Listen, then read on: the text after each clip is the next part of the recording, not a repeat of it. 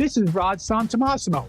On the last episode of the Massimo Show, you heard part one of my conversation with national speaker and New York Times bestselling author, Andy Andrews. We talked about his early life, from losing both his parents in the same year to ending up homeless and living under a pier. He told us about a mysterious older man with a briefcase who changed the direction of his life by convincing him to begin reading everything from classics to biographies, and how he started hustling and eventually writing a book and growing a speaking career.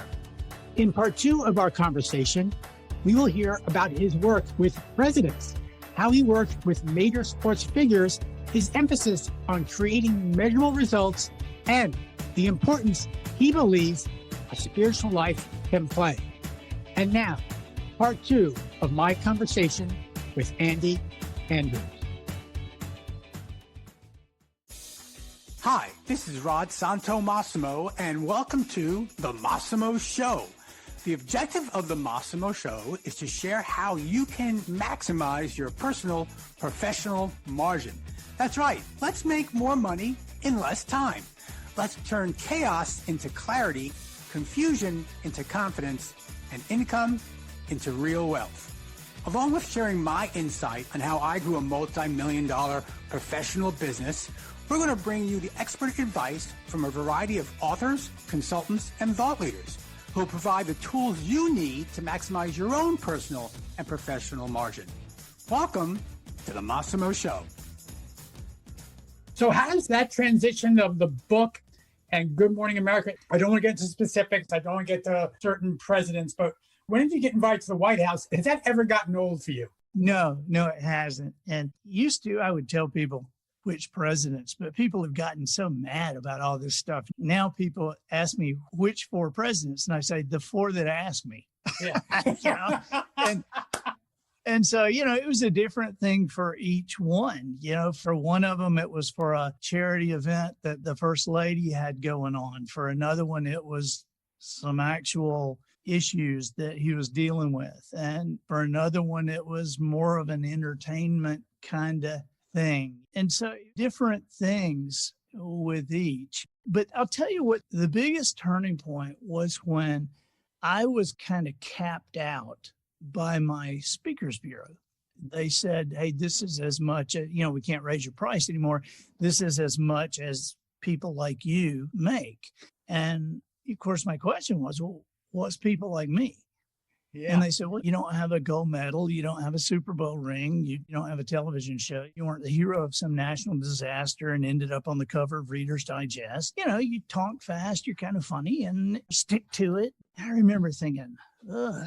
I didn't like it, but I didn't know what to do about it. And I've always felt like if Moses had more time on the mountain, he would have come back with 11, because I think number 11 would have been, thou shalt not kid thyself. I think more money has been lost and more business has been lost with people kidding themselves than anything. More time has been wasted. And so I knew what they said was correct. It was true. I just didn't know if it was the truth. And so I began to search for the answer in that. And it took me a while, because I've always believed that the quality of our answers can be determined by the quality of our questions. If you want good answers, you better figure out good questions. And I'm not necessarily talking about what you're saying to somebody else. When we talk to ourselves and we say, what's going on? Well, your subconscious immediately begins to answer that question. A bad question is, why am I so fat? Right? Because your subconscious is going to go, well, you have no discipline. Your mother was fat. You eat all night long. You never stop. You can't stick to anything. That's what your subconscious does to you. And so you can ask the question, directing it toward a solution, right? You can ask the same basic question by saying, how can I regain the shape I had when I was 30 or when I was in college and have fun doing it and not be hungry all the time? Mm-hmm. Well, now let your subconscious go to work at answering that question. Okay, but it's a good question. And so as I began to struggle with this, how do I get past this barrier that has been set for me? I began to ask the question, why do people book speakers? Why do companies book speakers? Why does somebody get a consultant? Why does somebody bring somebody in for their convention? And I went through all the answers, like whether they have a book or whether they get standing ovations, whether they're funny, whether they've been recommended by somebody. And all of them seemed true, but they didn't seem the truth. They didn't seem the bottom of the pool. They didn't seem that foundational level. And I woke up one morning with the answer, and it scared me to death because I knew it was the truth. The reason, and most speakers, I don't think even know this, much less would admit it, but I believe very sincerely that most companies book speakers for their events because they always have. We've got the convention coming up this summer. We got 2 speaker slots. Who are we going to get? I mean, most CEOs are not even involved in picking the speaker. And I asked the CEO of the Speakers Bureau one day, as I was thinking through this, I said, have you ever had a company that they always book $10,000 speakers from you, and all of a sudden, one year, they wanted a $50,000 speaker? You ever had that happen? And he said, no, never have. And I said, why do you think that is? And his answer was, not in their budget. Now, I had not shared with him what I had come to believe, that companies book speakers because they always have. He said, well, it's not in their budget. And there we go again with something that was true, but not the truth. Yes. Because in reality, the truth is the reason a company that was booking a $10,000 speaker was never, ever going to consider a $50,000 speaker is because they never got a return on their investment with a $10,000 speaker. Right. And I realized that I had spent a part of my speaking career, and I had people say, oh, you're the best. I've had people say, oh, we love you. You're so funny. Oh, we're going to have you back. But I had never had anybody come up to me and say, because of what you taught, within the next 6 months, we made X amount of money. Never did.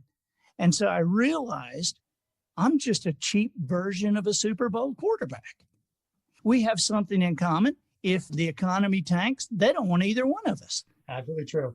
But then I began to realize, okay, a speaker could get $1 million a speech if they were able to produce proof with CEOs, with coaches. If they were able to produce that, people would put their name on the line and say, we worked with Andy for a year, and because of this, we did this. You could get $1 million a speech if it came known that every time you spoke, within 6 months, the company made $50 million. I mean, at that point, the question isn't, are we really going to pay this guy nobody's ever heard of $1 million? At this point, the question becomes, if he speaks twice in one day, can we get him for 1.5, right? And so it became the new thought process for me to figure out how to create measurable results. In fact, I trademarked those 3 words. I've trademarked creating measurable results. And that's what I had to learn how to do. I had to find out what made the difference. You know, I don't know anything about football, so how could I help in football?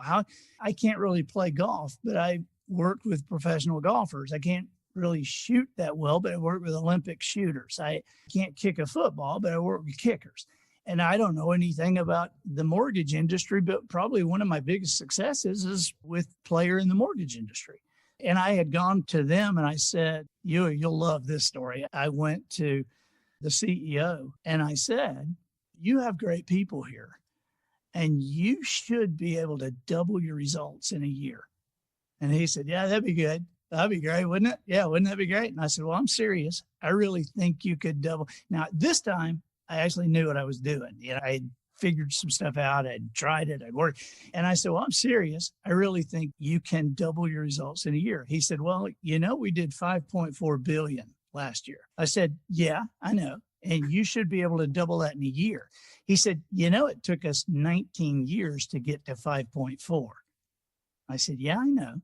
And you should be able to double that in a year.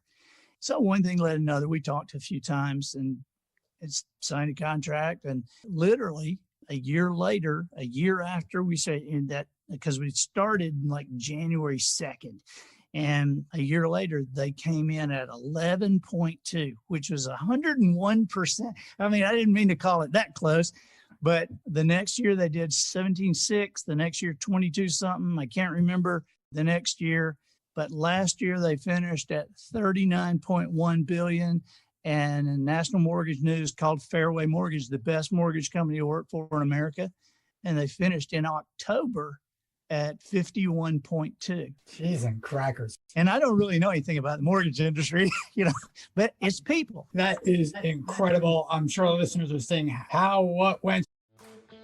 Hey, this is Rod Santomassimo with the Massimo Show. And oh boy, am I pumped. My new book, Knowing Isn't Doing, well, when it launched, it hit #1. That's right. Top-selling sales book in the entire country on Amazon.com.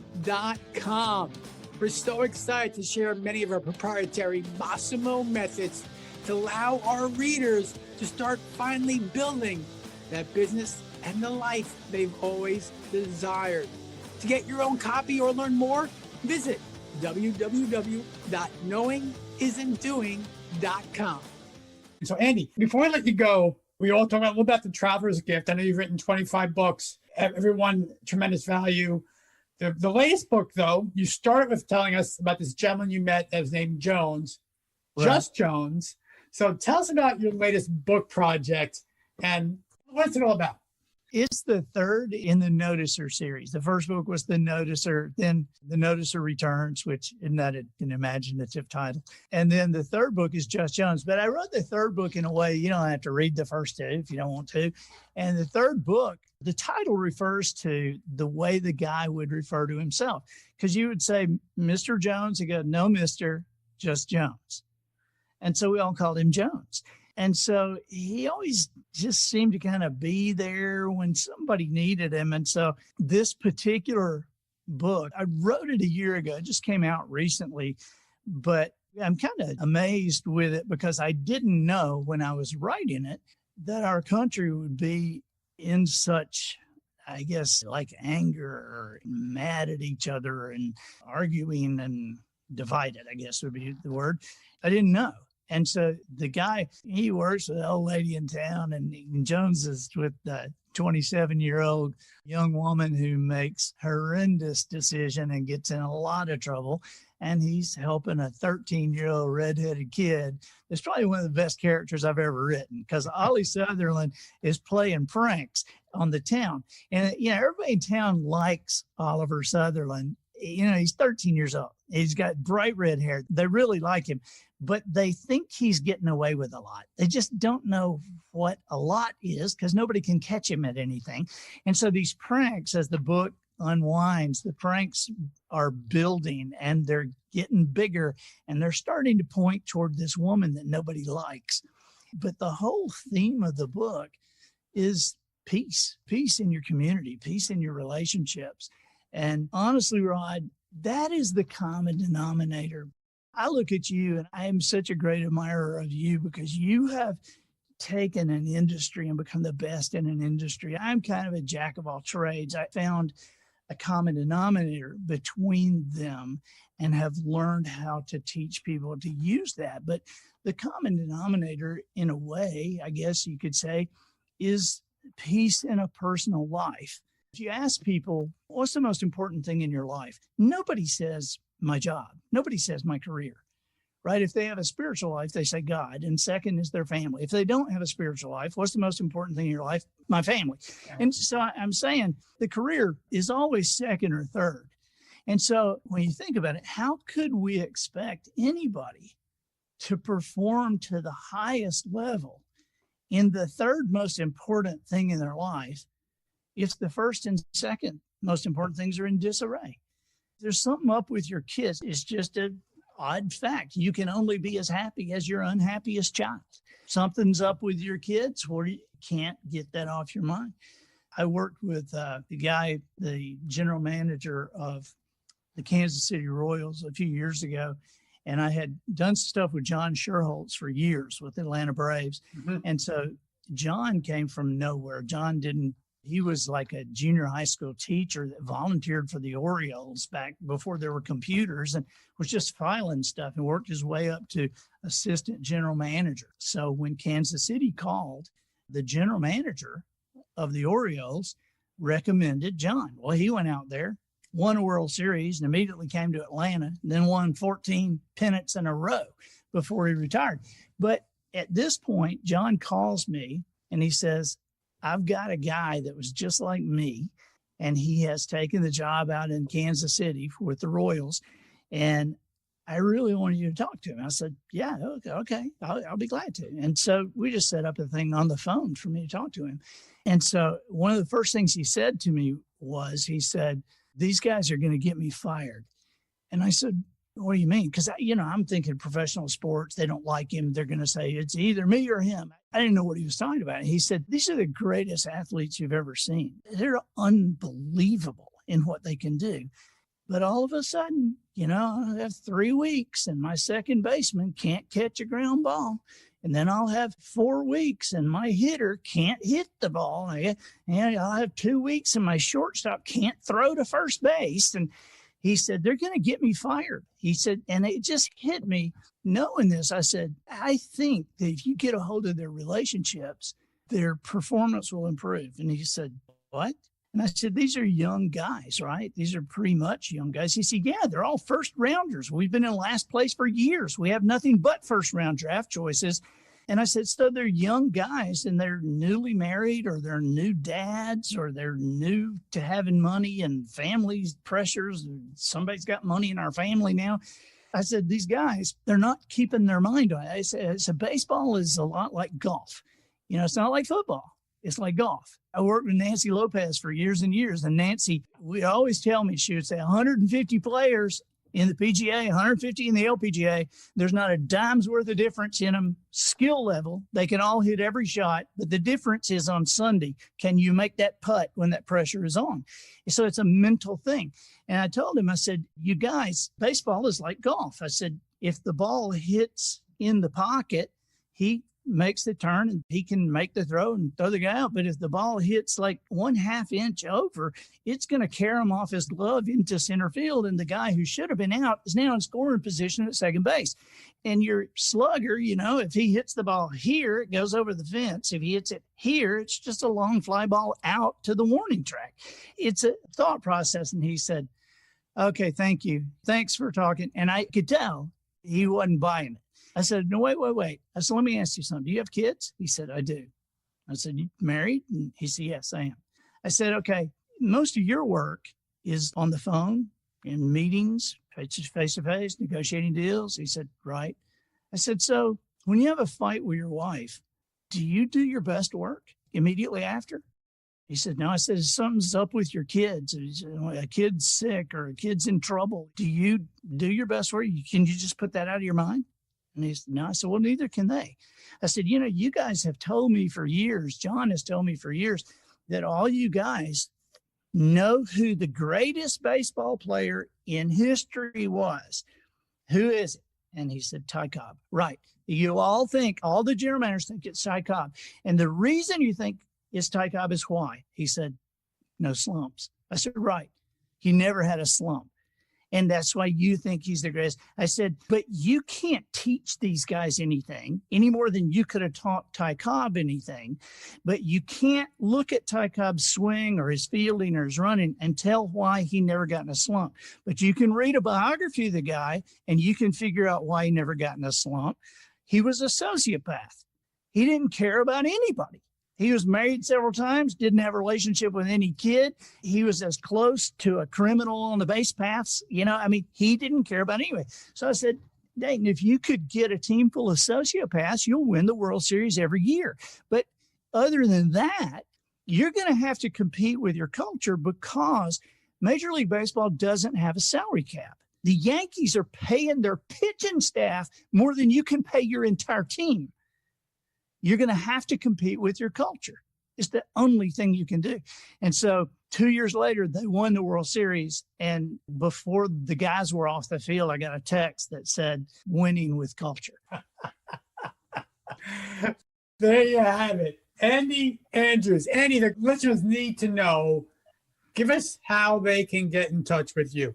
Yeah, I'm andyandrews.com. I'm easy to find, andyandrews.com. Put your email address in there. I promise not to give it away or sell it. We won't bother you.